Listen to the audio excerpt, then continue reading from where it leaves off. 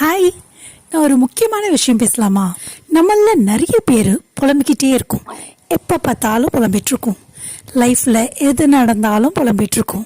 எனக்கு இது சரியில்லை, அது சரியில்லை, இப்படி நடந்திருக்கலாம், அப்படி நடந்திருக்கலாம், இப்படி இருந்திருந்தா நல்லா இருந்திருக்கும், அவளுக்கெல்லாம் இப்படி நடந்திருக்கு, ஆனால் எனக்கு அப்படி இல்லை அப்படின்னு எப்போ பார்த்தாலும் நம்ம குறை சொல்லிக்கிட்டே புலம்பிக்கிட்டே இருந்திருப்போம்.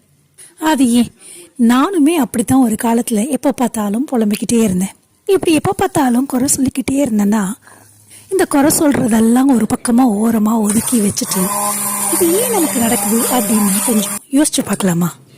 நம்ம லைஃப்பில் எதையெல்லாம் நம்ம நினச்சி வருத்தப்பட்டிருக்கோமோ அதை எல்லாமே நம்மளை டெஸ்ட் பண்ணுறதுக்கும், நம்மளை சரி செய்யறதுக்கும், நம்மளை ஒழுங்குபடுத்திக்கிறதுக்கும் தான் இது எல்லாமே நம்ம லைஃப்பில் நடந்திருக்கு.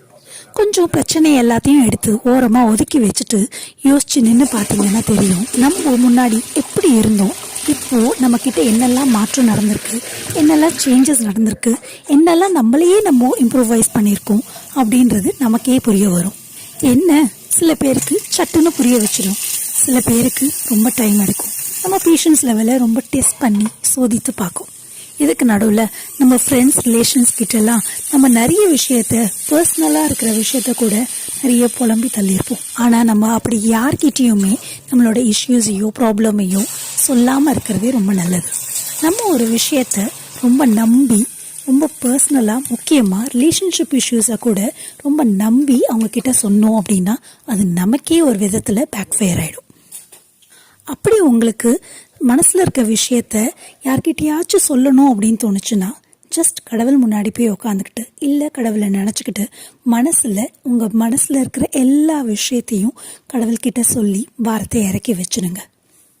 எல்லாத்தையும் நீ பார்த்துக்கோ, உன்னை தான் நம்பி இருக்கேன் அப்படின்னு கடவுள் முன்னாடி சரண்டர் அடைஞ்சிருங்க.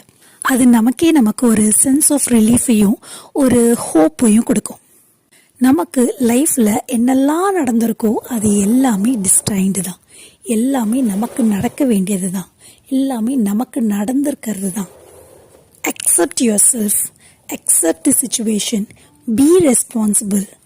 எல்லாம் நடந்தது எல்லாமே, எல்லாத்துக்குமே நான் தான் பொறுப்பு அப்படின்னு நீங்களே உங்களை நம்புங்க. Trust me on this.